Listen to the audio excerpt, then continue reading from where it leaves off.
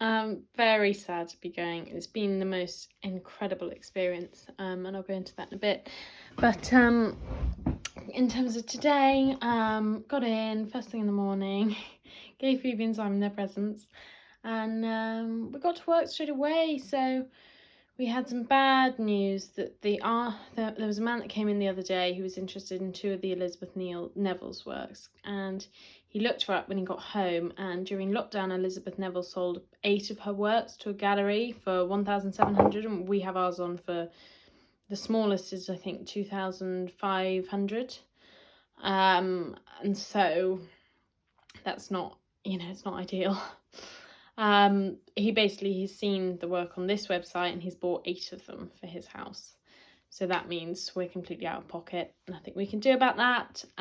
So Simon rang Elizabeth and said, look, this is the situation we have. We need to drop your prices. And what's your situation with, are you going to keep supplying to them? And she was like, yeah, I'm happy to keep supplying to them. Simon said, the thing about artists is that they have no idea how business works. So if she keeps supplying to them, that means we will make no profit off her work. So he rang the people who, the gallery who currently has the works, and asked if we could have them on commission for the exhibition.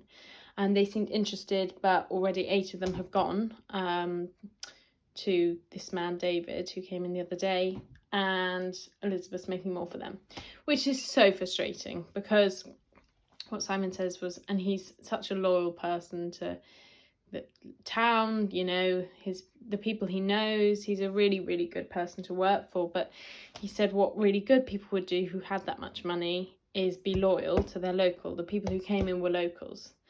So I really understand his frustration, and that was really hard to watch because it's been a tough 2 weeks. The only work that sold was my work. One man pulled out of buying the Bridget Riley today, and they were going to get, so Art House were going to get 3,000 profit off that. So it's, it's been a really tough week for them, and a busy week as well with the gallery, with the exhibition coming up. So hopefully it will all come together in the end. But anyway, so after that drama, I picked up a Graham Sutherland work from the Framers, which had gone, and they framed it upside down, and they'd framed it without the linen mount. So I took it back to them, and they swapped that round. And added the linen mount, and then I took photos of it up on the wall, designing it for our Instagram post basically, so positioning it where I thought was best. I did it in the green room because it's a yellow, sort of quite a yellow piece, and I did it next to the plant and did a bit of Instagram work, and then used Procreate. There was a bit of light shine on the glass, so I removed that. And then I was asked to design the caption, but Simon wanted quite a lot of information on Graham Sutherland. So Graham Sutherland used to design for Horrocks, the cotton industry, and it's basically how he made his name with unique textile designs. And so I wrote a bit and did a bit of research on Graham Sutherland as well, and his life as well, and his work.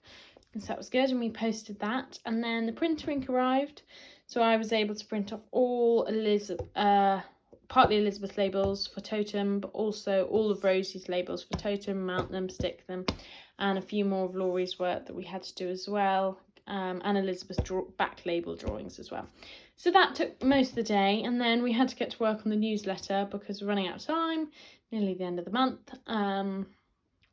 So that was good.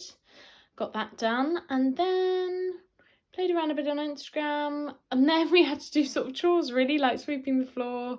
I swept the floor, mopped the floor, just all the things that a gallery needs to run and to look good. We had a few people in today. None were particularly grabbed by anything. But again, as I say, they've had not a great week this week, but next few weeks after the exhibition and before the exhibition and during should be really good for them. So I really wish them the best, and it has been the most amazing experience imaginable. Aside from doing this for my dissertation, I would do it 100 times over. It doesn't matter, even if I decide now actually I want to write a dissertation instead of doing 2 weeks work experience.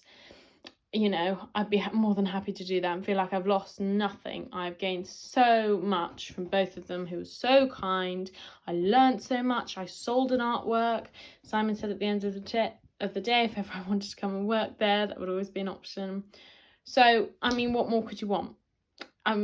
absolutely over the moon with how it went. I'll start writing a few things up now and just take a bit of time to process and reflect, because so much has happened and I can't express my gratitude to either of them. They've just been incredible. And I just need to find the time to put that into words. But really special, and I feel sort of sad to be going. And quite emotional about it, really. It really was like the start of something new, finding out what I want to do. And I would love to work in a gallery. I'd love to do some more work experience in a gallery, and it's definitely something I can see myself having a career in. Whether that is the option, I don't know yet. More work experience to come. But just over the moon. Really, really excited and so grateful to both of them that they took me on.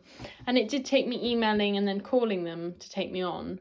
But they were so unbelievably willing and kind and loyal and generous and everything. So anyway, I will take some time now to think about all that's happened and put it into words. But an amazing experience.